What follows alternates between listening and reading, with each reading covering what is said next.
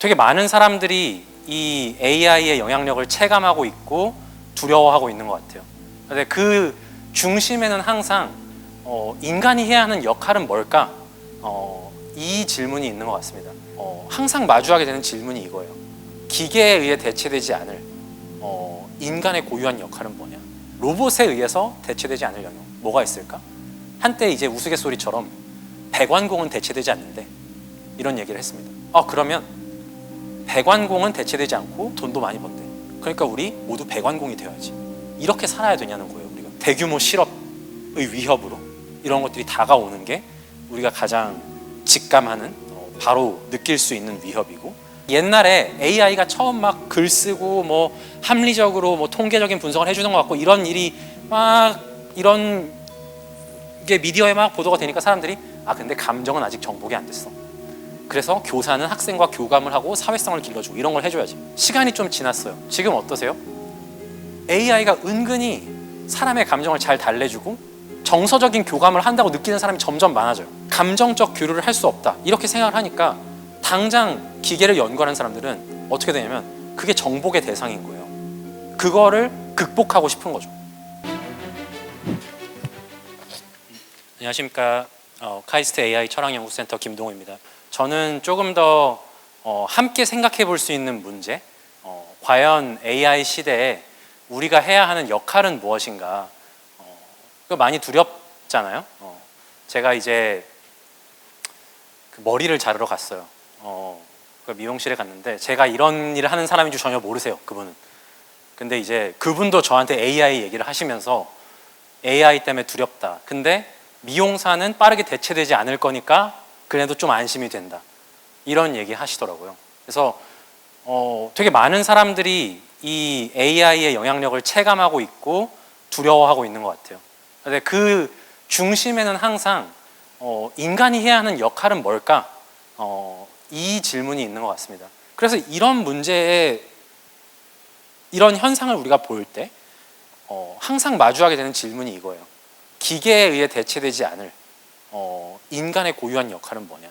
대규모 실업의 위협으로 이런 것들이 다가오는 게 우리가 가장 직감하는 바로 느낄 수 있는 위협이고, 근데 그 질문의 이면에는 언제나 이 질문이 있는 겁니다. 도대체 기계에 의해 대체되지 않을 인간의 고유한 역할은 뭘까? 이게 되게 AI 시대에 많은 분들이 실존적으로 겪는 문제인 것 같아요. 나는 어떤 일을 하고 살아야 될까? 근데 제가 하고 싶은 얘기는 이런 질문은 다 부질없다는 거예요. 이런 질문을 할 필요가 없다. 관점의 전환이 좀 필요한 것 같아요. 지금까지 AI가 도입이 되고 로봇이 도입이 되니까 우리가 뭔가 고유한 역할을 찾아야 할 것 같아. 그리고 그거를 해야 될 것 같아. 이런 담론이 사회에 되게 많았어요. 근데 저는 좀 관점을 바꿀 필요가 있다고 생각합니다. 인간의 고유한 역할을 찾으려는 시도는 저는 무의미하고 바람직하지 않다고 생각해요. 그러니까 옛날에 AI가 처음 막 글 쓰고 뭐 합리적으로 뭐 통계적인 분석을 해주는 것 같고 이런 일이 막 이런 게 미디어에 막 보도가 되니까 사람들이 근데 감정은 아직 정복이 안 됐어. 그래서 교사는 학생과 교감을 하고 사회성을 길러주고 이런 걸 해줘야지. 그런 얘기를 했는데 시간이 좀 지났어요. 지금 어떠세요? AI가 은근히 사람의 감정을 잘 달래주고 정서적인 교감을 한다고 느끼는 사람이 점점 많아져요. 그러니까 저는 이제 젊은 학생들이랑 주로 얘기를 하니까 어떤 학생을 보냐면 AI랑 사랑에 빠졌다. 진지하게 그렇게 믿는 학생들이 있어요. 저는 사실 그거 되게 이해하기 힘들어요. 왜냐하면 저는 항상 AI를 되게 기능적으로 대하거든요. 근데 사실 그 20대, 10대 학생들이 AI를 대하는 태도는 굉장히 개인적이고 감정적인 교류를 할 수 있다고 생각해요. 근데 뭐 그렇게 그거에 대해서 제가 그건 사실 진정한 감정 교류가 아니야 이렇게 말해봐야 무슨 소용이 있겠냐는 거죠. 그 외관을 있는 좀 그대로 우리가 좀 존중할 필요가 있다. 그런 생각이 들어요. 정말 중요한 것은 우리가 감정적 교류를 할 수 없다 이렇게 생각을 하니까 당장 기계를 연구하는 사람들은 어떻게 되냐면 그게 정복의 대상인 거예요. 그거를 극복하고 싶은 거죠. 그렇죠? 그러니까 우리가 고유한 역할을 찾았다고 믿는 그 순간 우리는 연구자들에게 그리고 이런 연구를 하는 분들에게 기술을 개발하는 사람들에게 일종의 먹거리를 준 거예요. 근데 문제는 그러니까 제가 이제 그냥 드는 예는 이런 거예요. 저는 아직 그 세대인데 뭐 카세트 플레이어 같은 거 있었다고 해서 비디오 테이프 뭐 비디오 대여점도 있었는데 거기에 이제 비디오를 안 나와 지직거리고 그럼 일단 몇 대 때렸어요. 그리고 또 나와 브라운관 TV 때리면 나오잖아요.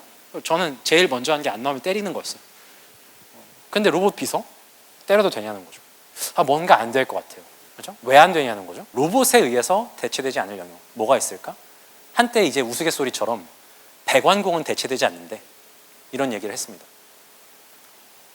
그러면 배관공은 대체되지 않고 그런 수요도 많고 돈도 많이 번대. 그러니까 우리 모두 배관공이 되어야지.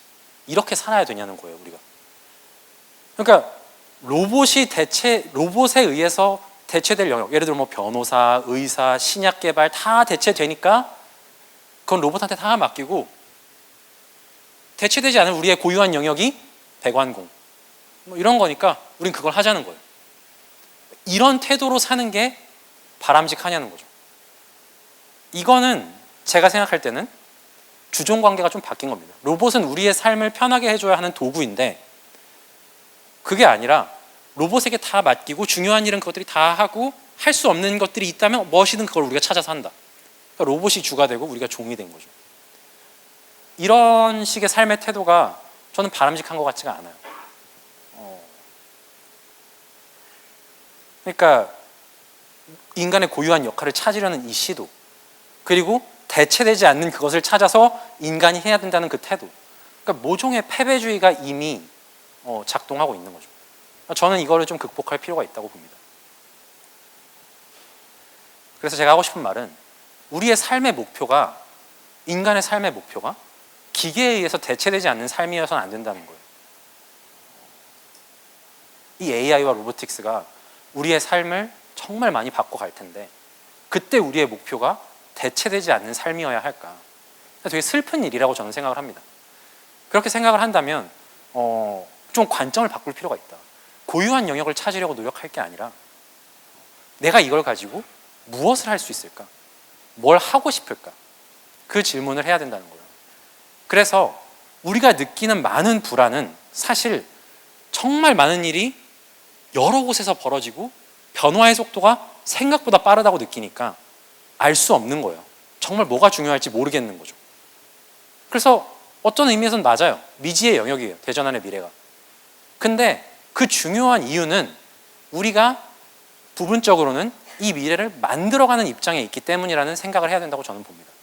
우리가 어떤 결정을 하고 어떤 미래를 만들어가고 싶은지 모르기 때문에 주도권을 잡고 간다는 느낌이 없으니까 대체되지 않는 곳을 찾아서 가니까 너무 불안한 거예요. 그러니까 우리가 미래를 만들어 나간다는 생각을 가지고 내가 고삐를 잡고 간다는 생각을 가지고 가면 좀 이 세대를 바라보는 이 시대를 바라보는 관점이 많이 달라지지 않을까. 저는 그렇게 생각됩니다.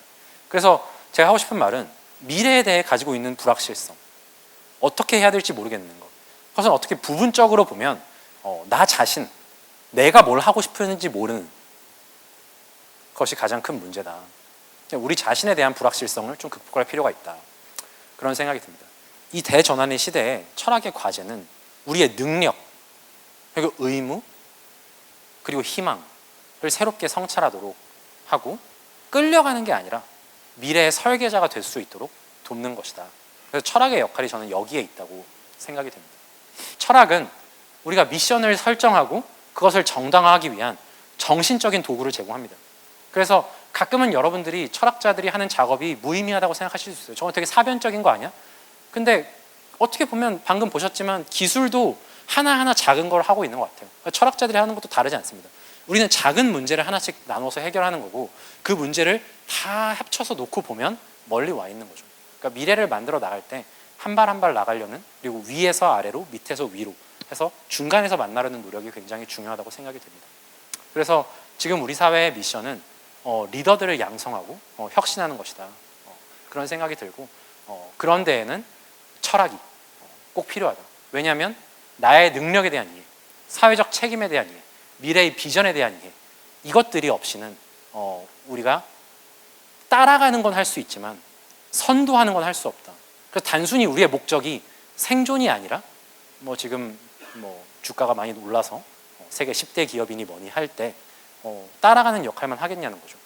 그렇지 않고 도약하는 역할을 하고 싶다면 이제는 철학이 정말 필요한 시점이 됐다. 그렇게 말씀을 드리면서 발표를 마치도록 하겠습니다. 감사합니다.